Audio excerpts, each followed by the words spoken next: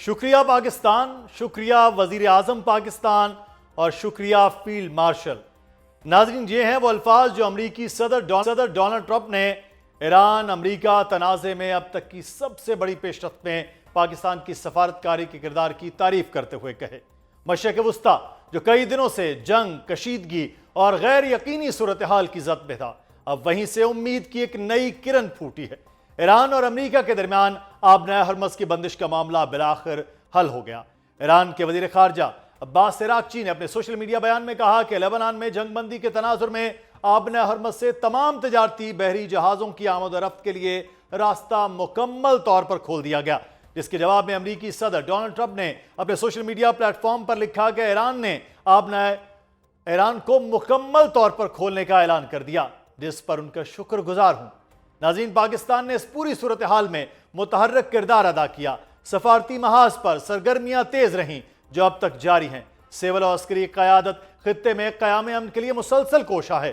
وزیر اعظم شہباز شریف نے سعودی عرب، قطر اور ترکیہ کا اہم دورہ کیا، جہاں امن مذاکرات پر بات چیت کی گئی۔ دوسری جانب فیلڈ مارشل عاصم منیر کی ایرانی صدر سے ملاقات کے بعد ایران کی جانب سے آبنائے ہرمز کو کھولنے کا اعلان کیا گیا۔ پاکستانی کی کوششوں کے نتیجے میں ناظرین 8 اپریل کو ایران اور امریکہ کے درمیان جو 2 ہفتوں کی جنگ بندی طے پائی تھی، اس کے بعد اسلام آباد میں اعلیٰ سطح مذاکرات بھی ہوئے، کئی نکات پیش رفت ہوئی، لیکن حتمی معاہدہ نہ ہو سکا۔ اب ایک بار پھر اطلاعات ہیں کہ مذاکرات کا دوسرا دور جلد اسلام آباد میں ہونے جا رہا ہے۔ امریکی صدر ڈونلڈ ٹرمپ بھی اندیا دے چکے کہ نہ صرف یہ مزاقستان میں ہو سکتے ہیں، بلکہ اگر معاہدہ طے پا گیا تو وہ خود بھی پاکستان کا دورہ کر سکتے ہیں۔ I might go, yeah. If the deal is signed in Islamabad, I might go. The field marshal has been great. The prime minister has been really great in Pakistan. اور موجودہ صورتحال میں امریکہ اور ایران دونوں ہی پاکستان پر اعتماد کا اظہار کر رہے ہیں۔ پاکستان کی مسلسل اور محتاط سفارتکاری دونوں ممالک کو ایک ممکنہ معاہدے کے انتہائی قریب لے آئی ہے۔ پاکستان آج دنیا میں ایک پیس میکر کے طور پر جانا جا رہا ہے۔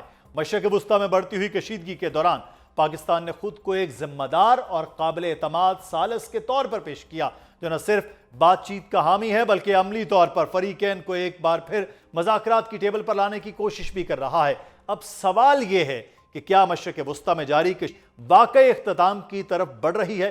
آبنائے ہرمز کی بندش کا خاتمہ کتنا اہم ہے؟ کیا یہ سیز فائر مستقل امن کا پیش خیمہ ثابت ہوگا؟ اور اس بدلتی صورتحال میں پاکستان کا کردار آخر کتنا فیصلہ کن ہے؟ اس پر بات کریں گے۔ ہمارے ساتھ موجود ہیں سینئر دفاعی تجزیہ کار air vice marshal retired Ijaz Mahmood صاحب۔ بہت شکریہ اعجاز صاحب آپ کے وقت کا۔ امریکی شرط تھی آبنائے ہرمز کا کھولنا، ایرانی شرط تھی لبنان میں جنگ بندی، دونوں شرائط مکمل ہوگی۔ اب کیا مستقل جنگ بندی نظر آ رہی ہے کہ اسلام آباد میں ٹاک ہو، کوئی ایسا اعلان ہو جائے؟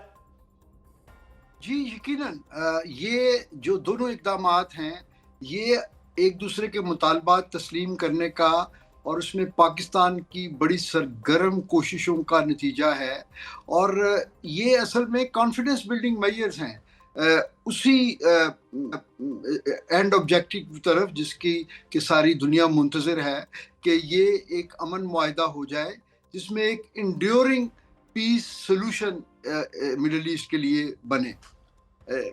اب وہ یہ کتنا عرصہ رہتا ہے، اس کے جو کنٹورز کیا ہوں گے، ظاہر ہے کنٹورز تو اب آپریشنل لیول پہ دونوں طرف کی جو مذاکراتی ٹیمیں ہوں گی وہ طے کریں گی کہ آبنائے ہرمز میں انہوں نے جو ہے ایکسیس تو اوپن کر دی، لیکن مستقل بنیادوں پہ اس کے مینجمنٹ کیسے ہوگی، اس کا کوئی ایکشنیبل پلان بنانا پڑے گا۔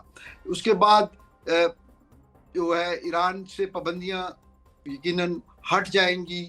ایران کے نیوکلیئر پروگرام کے بارے میں ایران جیسے رپورٹڈلی ایران ایگری کر گیا ہے کہ وہ فی الحال یورینیم انریچمنٹ پہ کام نہیں کرے گا، لیکن یہ کتنے عرصے کے لیے ایران ایگری کرتا ہے؟ یہ پھر جو آلریڈی انریچڈ یا افزودہ ان کے پاس یورینیم ہے تقریباً 400 کلو، وہ میڈیا میں رپورٹ ہوتا رہا ہے، اس کا ڈسپوزل کیا ہوگا، وہ کس کی گارنٹی میں جائے گا اور اس کا جو ہے فالو اپ کیا ہوگا؟ یہ ساری جو اس کی موڈیلٹیز ہیں، اس کی جو ورکنگ موڈیلٹیز ہیں، وہ ابھی طے ہونا باقی ہیں. بالکل. تو ہم لیکن امید کر سکتے ہیں کہ جہاں ہم نے آغاز کیا تھا ان مذاکرات کی کوششوں کا، اس وقت ہم امریکہ کی 15 اور ایران کی 10 ڈیمانڈز جو تھیں وہ ان کو آپس میں اگر مرج کرنے کی کوشش کر رہے تھے یا ایک ہینڈ شیک کی پوزیشن میں لانا چاہ رہے تھے، تو وہ تو ایک ناممکن چیز نظر آتی تھی، کیونکہ وہ دونوں سائڈ سے بڑی میکسیملسٹ ڈیمانڈز تھیں بالکل. جو کہ یکسر ایک دوسرے کو قبول نہیں تھی. تو پاکستان نے پھر اس پہ بہت کام کیا. پاکستان نے اتنا کام کیا کہ پھر دونوں سائڈز جو ہیں وہ بغیر یہ ڈکلیئر کیے ہوئے کہ جی ان 25 میں سے ہم نے ایک دوسرے کی کتنی ڈیمانڈز مان لی تو اب کتنی حل طلب رہ گئی. وہ میتھمیٹکس یا میتھمیٹیکل فگرز تو نہیں ظاہر ہے سرفیس ہوئی، لیکن یہ بات طے شدہ تھی کہ ان میں سے بہت ساری باتیں فریقین کو قبول ہیں یا ایٹ لیسٹ بالکل. یہ قبول ہونے کے بعد آج جو صورتحال جہاں تک پہنچے، لیکن مارشل صاحب یہاں ایک امپورٹنٹ بات، امریکن پریزیڈنٹ کا اتنا لاؤڈلی، اتنا سٹریٹ پاکستان کے وزیر اعظم کا، فیلڈ مارشل کا، پاکستان کا ایک شکریہ ادا کرنا، یہ بھی ایک بڑا انہونے سے لگ رہا تھا کہ جنگ کے دوران ایک طرف وہ دھمکیاں لگا رہے ہیں ایران کو، دوسرا پاکستان کا اتنا شکریہ ادا کرنا. دیکھیں بات دراصل یہ ہے کہ جنگ کے تیسرے ہفتے سے یہ چیز بالکل جو ہے عیاں تھی کہ امریکہ یہ جنگ نہیں جیت سکتا اور ایران یہ جنگ کبھی ہارے گا نہیں. تو اب ایران تو پہلے ہی دیکھیں، ایران تو پہلے ہی بہت ساری ڈس ایڈوانٹیج پہ تھا، اس سے پیچھے تو وہ جا نہیں سکتا تھا. اب ماسوائے اس کے کہ وہ ایک بالکل ہی جس کو آپ کہتے ہیں نا کہ انتہائی وحشیانہ ایک طرز عمل اختیار کیا جائے، جس کی ایک آدھ بار دھمکی بھی دی گئی کہ جی وہ ہم سویلائزیشن تباہ کر دیں گے. تو وہ تو اس کا مطلب ہے کہ وہ پھر پوری خطے کو ہی آپ تباہ کر رہے ہیں، کیونکہ نیوکلیئر آپشن پہ جب آپ جاتے ہیں تو وہ پھر اس کا تو پھر کوئی کنٹرول کسی کے پاس نہیں ہوتا. تو اس سے بچتے ہوئے اگر آپ نے کوئی حل تلاش کرنا تھا تو ایران کو بھی ضرورت ہے، کیونکہ ایران کی بہت زیادہ تباہی ہوئی ہے. ایران 47 سالوں سے جو ہے پابندیوں کا شکار ہے. ایران کا انفراسٹرکچر تباہ ہو گیا، ایران کی بہت ساری لیڈرشپ تباہ ہو گئی. تو ایران کو اگر بریدنگ ٹائم ملتا ہے، ایران اپنے آپ کو ریکنسٹرکٹ کرتا ہے، تو ایران اس خطے کی ایک ایمرجنگ پاور بن جائے گا. ٹھیک ہے. اور اسی طرح امریکہ کو فیس سیونگ چاہیے تھی. ایران کی اگر یہ ضرورت ہے تو امریکہ کی میں سمجھتا ہوں یہ مجبوری ہے، کیونکہ امریکن گورنمنٹ کے اوپر پریزیڈنٹ ٹرمپ میں جو پریشر تھا وہ ان کے اپنے یعنی اپوزیشن سے ہوتا ہوا وہ پبلک اوپینین، عوام سڑکوں پہ نکل آئے اور ان کی اپنی پارٹی کے لوگ بھی ان سے سوال کرنے لگے. تو اگر پاکستان نے اس میں بہت خوبصورت آپ کا جملہ، بہت خوبصورت، میں اس لیے آپ کو روک رہا ہوں کہ ایران کی جو ہے وہ ضرورت ہے اور امریکہ کی مجبوری تھا. بہت زبردست آپ کا جملہ تھا، لیکن سوال میرا اسی پہ، ان دونوں ضرورت اور مجبوری کے درمیان جو پاکستان ایمرج ہوا ہے ایز اے پیس میکر دنیا میں، پاکستان کے خلاف ایک لمبی پچھلے تقریباً 2 سے 3 ڈیکیڈ میں انڈیا جو ہے وہ پاکستان پہ الزام تراشی اور پتہ نہیں کیا کیا کرتا ہے. اس میں جو پاکستان نکل کے آیا پوری دنیا میں، وہ کردار کتنا اہم ہے سر؟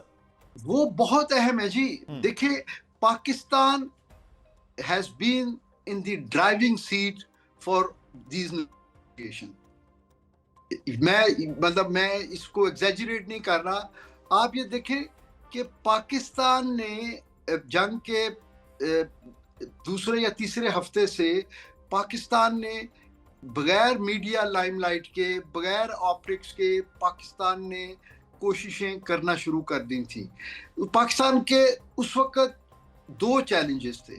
پہلا چیلنج یہ تھا کہ جنگ میں چونکہ اسرائیل کے علاوہ جنگ کے جتنے ڈائریکٹ فریق تھے اور جتنے انڈائریکٹ فریقین جو کہ خطے کے گلف کے باقی ملک تھے، وہ سب کے ساتھ پاکستان دنیا میں واحد ملک تھا جس کے سب کے ساتھ تعلقات تھے. تو Pakistan was an ideal choice. ٹھیک ہے جی.